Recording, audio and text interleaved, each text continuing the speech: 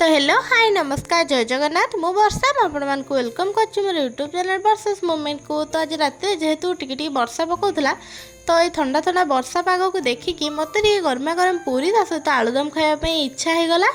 तो तापर आउ कौन फास्ट ये आलू को सिझाई बसई देती। आलू आमर सिझा भितर अटारे लुण और पानी देकी गोटे सफ्ट डोटे बन देती।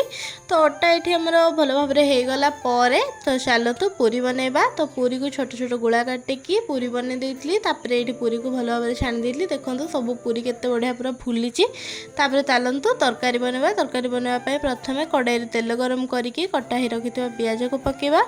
पियाज पकई सारा भल भाव में गोल्डन ब्राउन है पर्यंत भाजवा। पियाज ये भल भाव में भाजी है अदा रसुण छेचा और टमाटो को पकेबा।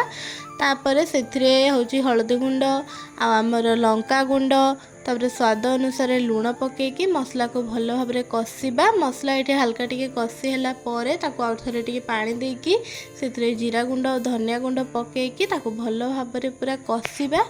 तो मसला ये आमर देखु केते बढ़िया पूरा कषि हो जाइए। से सिझाई रखि आलू को पकेबा। आलू पकई सारा आवश्यक मुताबक पानी देकी फुटेबा। फुटीगला गरम मसला देकी रेडी करदे गरमा गरम आलुदम।